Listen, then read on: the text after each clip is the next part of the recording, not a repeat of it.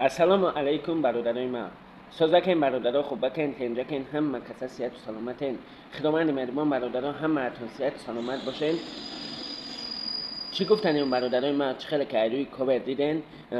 من در سه بلاگ تاجیک در کانال پیشینه برادرها که او کانال فروختم، در سه بلاگ تاجیک اسماعیل تاجیک با بوی قند و خیر مهاجر ویزف دادم و از بین این سه بلاگ تاجیک تا خیر مهاجر ویزف من را قبول کرده.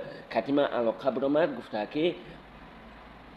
گفته که دادر جان من پروا نکه، من انشاءالله بخواست خدا بخاطر همین ویز فتشیده ای دوبای میخزم تاجیکستان منم پیشت همراه خودت صحبت میکنیم.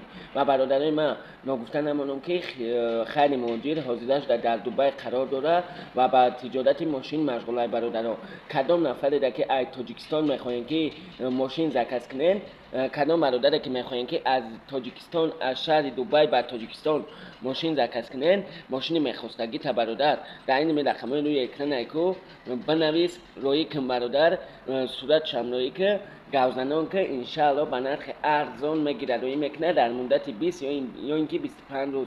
برادرای من چی گفتن اون اویا کمپانی هم دستگیری کنه. خلاص برادرای من همه طرفه همه تون برادرها پیشروی وجدت کنین. ما کتی همراه خیلی مهاجر انشاءالله روزهای نزدیک ویدیومون از شهر دوشنبه یا اینکه صدبرگ یا اینکه سنتر دوشنبه یا اینکه اسماعیل سامانی پیشکش شما میگرده. باقی سربلند خانه آباد باشین. خداوند مهربان همه وقت نگهبانتون باشه.